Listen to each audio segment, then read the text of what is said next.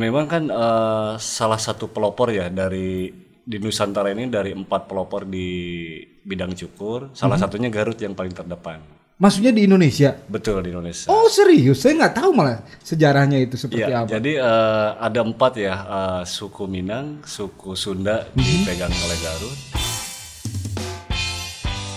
Oke, Kang Emil, apa kabar Kang Emil? Alhamdulillah. Kang Emil ini adalah salah satu penggagas dari aplikasi Pangling. Iya. Apa singkatannya itu Pangling itu? Pakas rambut keliling. Pangkas rambut keliling. Nah, bisa dijelaskan nggak? Jadi apa sih maksudnya aplikasi Pangling itu? Ya. Jadi aplikasi Pangling ini aplikasi cukur online. Oke. Ya, cukur online. Kita rencananya ada 8 fitur. Tapi kita bertahap, fitur per fitur kita luncurkan. Dan untuk peluncurannya pun kita strateginya dari wilayah Garut dulu. Oke. Ini gue potong dulu nih Kang. Siap. Maksudnya berarti sekarang ada aplikasi online buat masyarakat yang ingin menggunakan jasa cukur bisa lewat online dan itu pasti dipanggil ke rumah berarti. Iya, betul. Dipanggil ke rumah berarti. Dipanggil ke rumah. Wah. Ya. Jadi berarti orang kalau yang sekarang apalagi dari masa banyaknya Covid ini kan orang pada takut nih. Iya. Mau ke barbershop atau apa.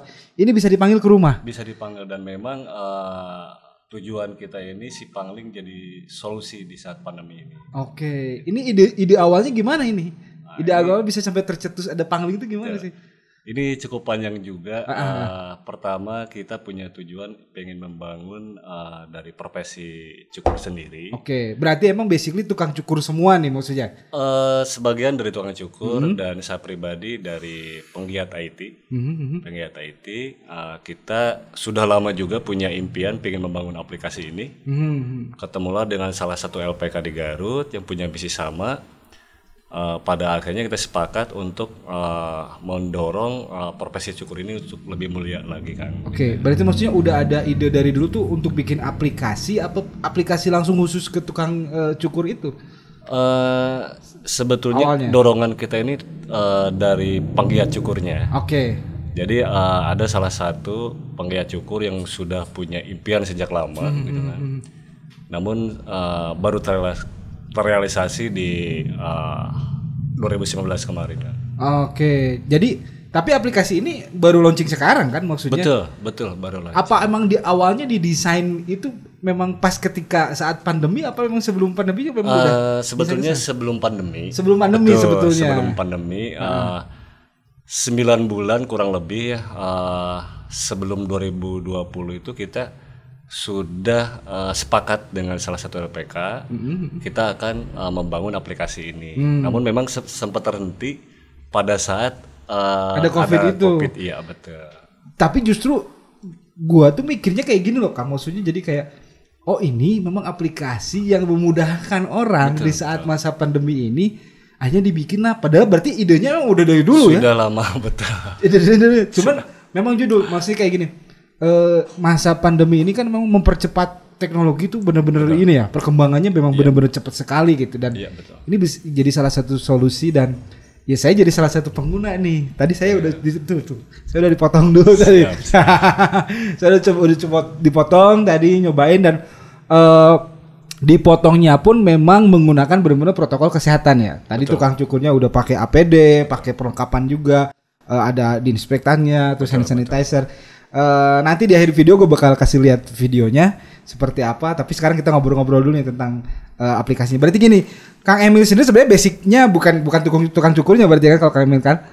Kalau nenek moyang kita tukang cukur. Oke. Cuman saya pribadi memang basicnya di penggiat IT. Oke. Oh tapi berarti ada turunan juga tuh. Jadi darah-darahnya juga ada ya. gitu kan. Ya karena Garut itu memang terkenal sekali ya. Dan memang kan salah satu pelopor ya di Nusantara ini dari 4 pelopor di bidang cukur, salah satunya Garut yang paling terdepan.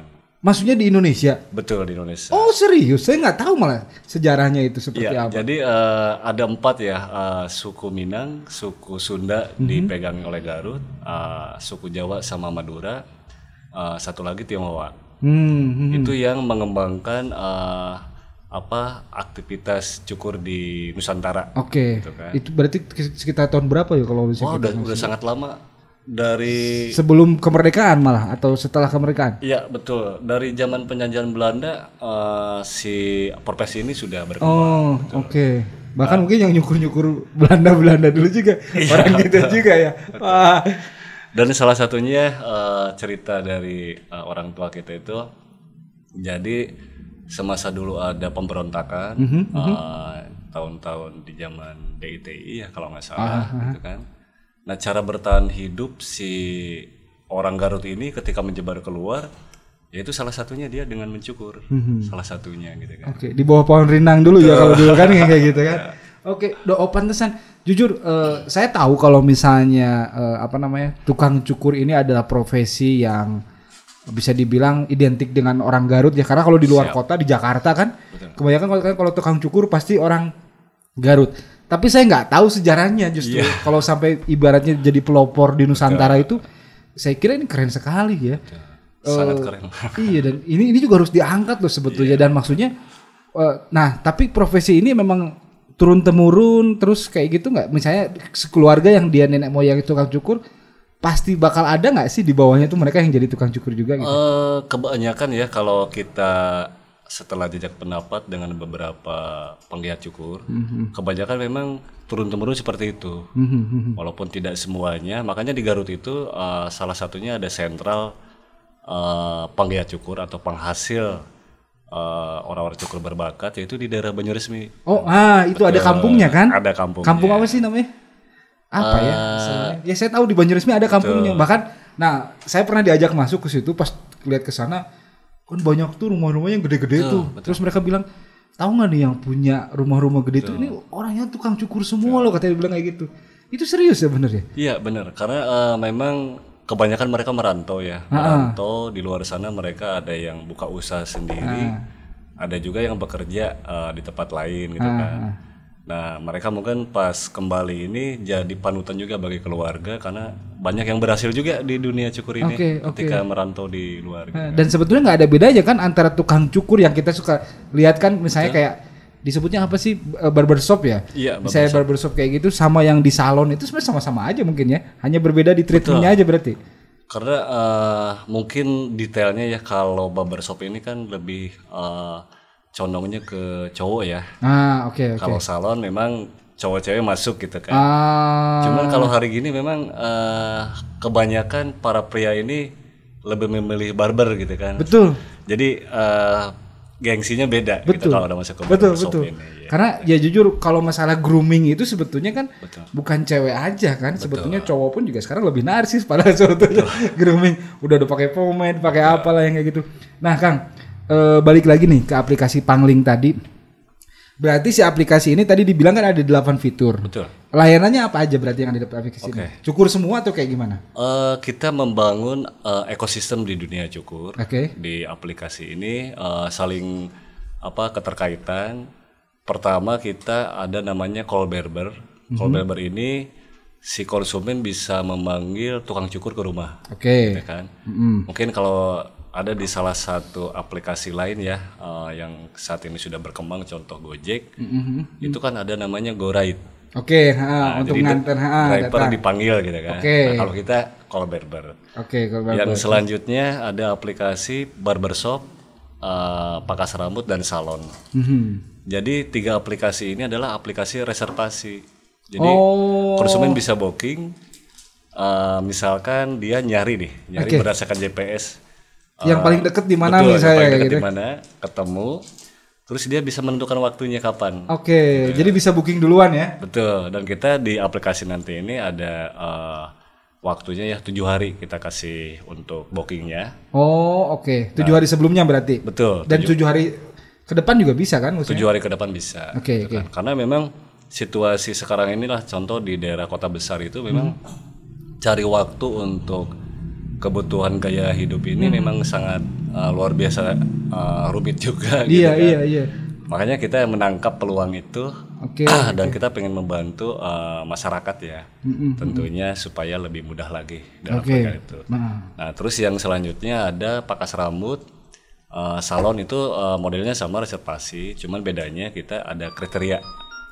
Kalau di salon mungkin lebih ke perempuan ya. Kalau salon pun juga ada terdaftar betul. di sana. Betul. Ada. Oke. Dan layanannya mungkin menu layanannya berbeda mungkin dengan salah satunya gitu kan. Oke. Terus pangkas rambut mungkin perbedaannya nanti di masalah harga ya. Karena kalau barbershop mungkin kebanyakan levelnya menengah ke atas dari harga ya. Ya. Tapi kita punya pemikiran harus adil juga nih. Betul. Ketika banyak anak sekolah gitu yang ingin mencoba layanan ini ya. Oke. Nah maka kita jajaki tarif pangkas rambut ini cukup terjangkau bagi anak sekolah. Oke. Gitu kan. Namun demikian nanti kita edukasi ke para pangkas rambut supaya standar pelayanannya disesuaikan. Oke. Berarti ada pangkas rambut, ada barbershop, ada salon gitu maksudnya. Berarti ada 3 berarti. Itu baru 4 ya tadi baru 4. Selanjutnya ada kandidat. Fitur kandidat ini kita memberikan kesempatan kepada masyarakat yang memang pengen belajar cukur. Oke. Jadi nanti mereka masuk ke aplikasi itu, di sana sudah terdaftar beberapa LPK yang sudah kerjasama dengan kita, dan LPK yang muncul itu berdasarkan GPS yang kondisinya si konsumen itu. Gitu. Oke. Jadi mereka tinggal pilih mau masuk atau mau pelatihannya di LPK mana, klik. Itu udah banyak nggak LPK-nya? Untuk saat ini kita ada beberapa daerah yang sudah daftar, cukup lumayan. Tapi kita sementara tetap orientasinya masih di Garut. Oke. Terus selanjutnya apa lagi? Selanjutnya ada aplikasi fitur Join. Join ini gini, kita juga sudah analisa juga ada beberapa instansi perusahaan yang memang butuh supaya karyawannya itu dicukur dan relatif banyak orangnya gitu kan. Contoh ada perusahaan-perusahaan misalkan di bidang satpam nih misalkan betul. Jadi dia ketika akan meluncurkan anggotanya ke salah satu klien, maka si satpam itu kan harus dipotong rambut. Iya. Biasanya jumlahnya cukup banyak. Iya. Nah itu lumayan kesulitan juga mencari tukang cukur yang bersifat dadakan ya. Nah kita fasilitasi di sini ada fiturnya. Jadi mereka boleh booking untuk berapa orang dan fasilitas harga jelas berbeda. Gitu ya. Tapi intinya sama aja kayak si call barber itu, hanya jumlah si barbernya lebih banyak gitu kan. Ya itu bagus banget kan, banyak bisa dengan kepolisian kan, bisa dengan TNI kan, kayak gitu kan. Wah, ini cukup komplit juga ya ternyata ya si aplikasinya. Dan yang terakhir ada locker. Nah locker ini gini, kita kan kerjasama nih dengan salah satu LPK. Dia mencetak terus lulusan di profesinya gitu kan. Nah yang baru-baru ini nanti kita bisa munculkan di locker tersebut.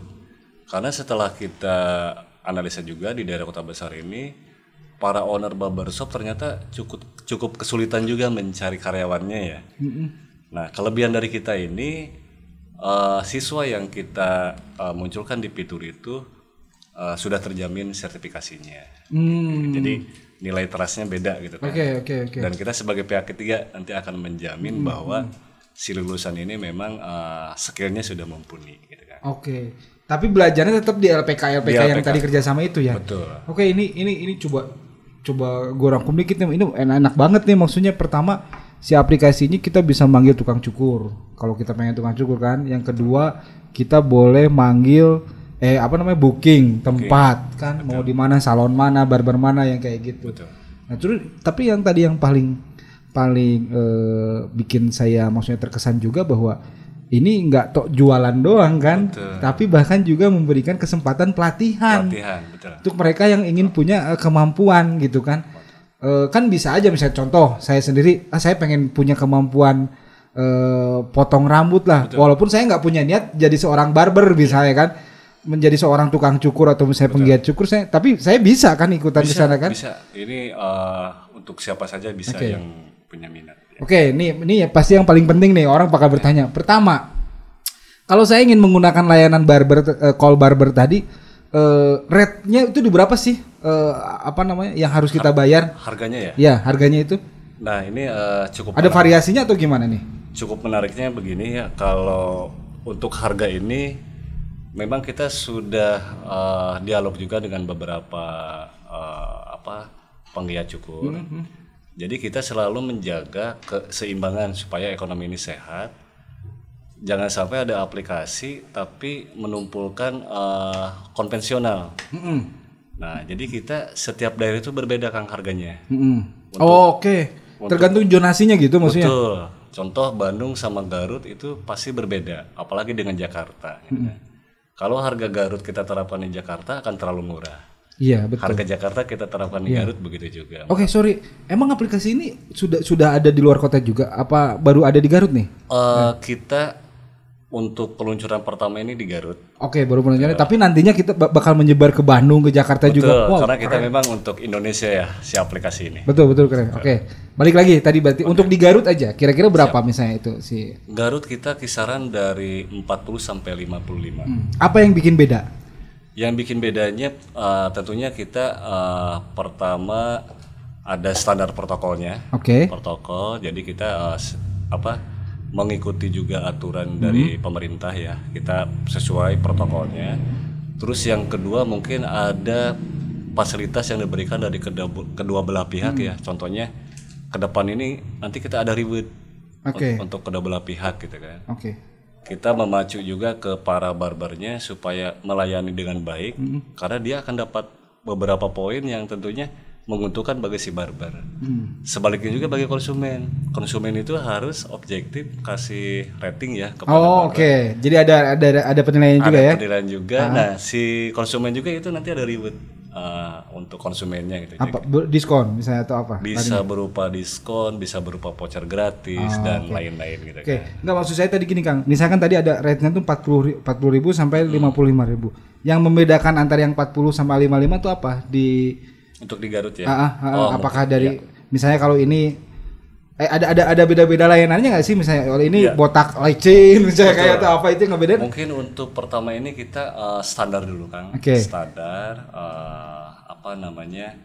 kita terapkan SOP-nya kepada para barber ini, keinginan dari para konsumen apapun kita layani untuk awal. Nah, selanjutnya nanti kita munculkan ada beberapa jenis model rambut dan itu berbeda-beda harganya. Berarti tergantung tingkat kesulitannya itu ya.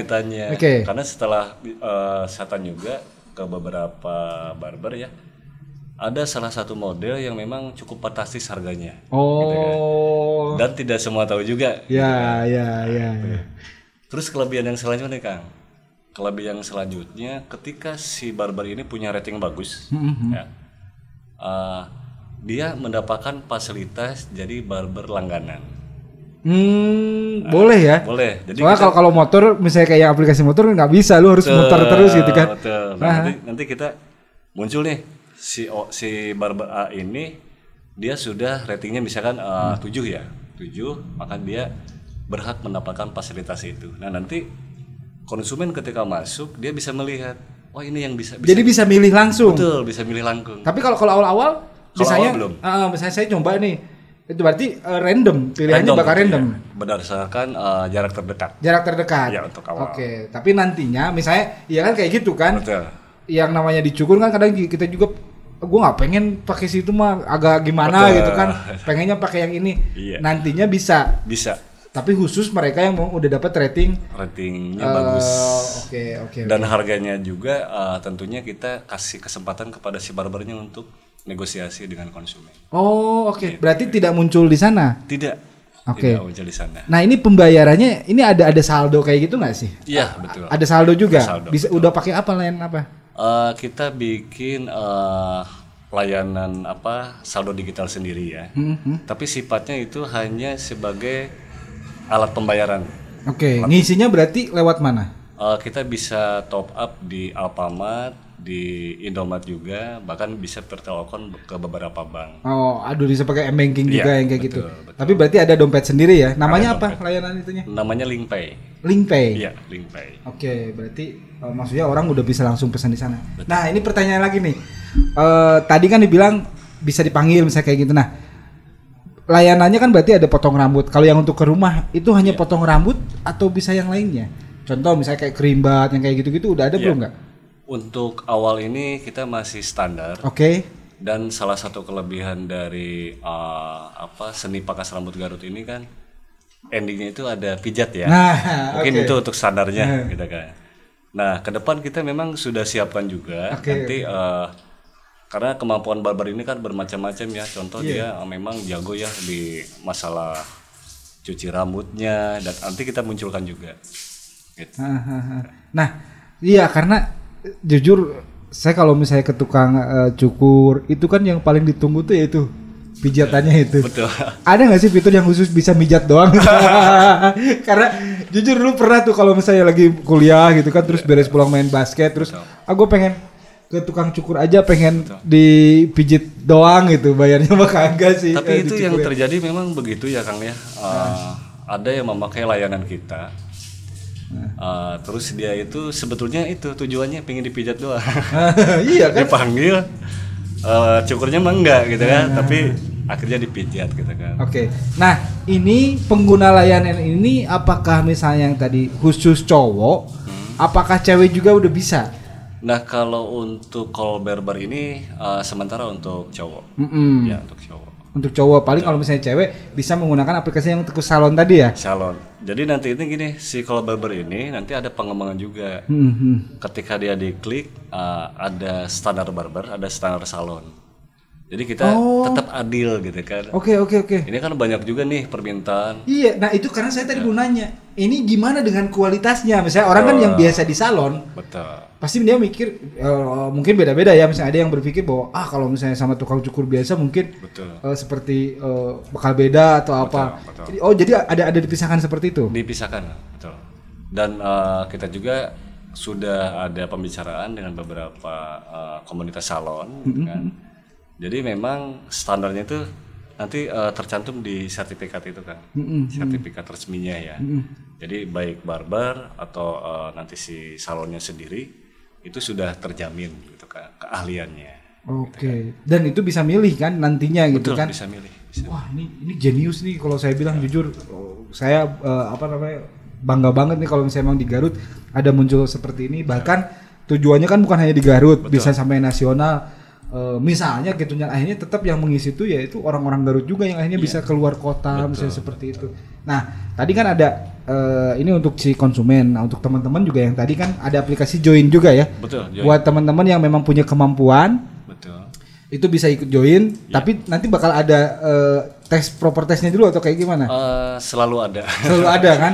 Bakal nanti. Selalu ada. Nah, dan ini pertanyaannya ini, emang menjanjikan nggak sih kalau misalnya kita memilih profesi menjadi seorang tukang cukur dan misalnya saya akhirnya memilih untuk nggak buka barber sendiri tapi saya join aja deh misalnya di Pangling.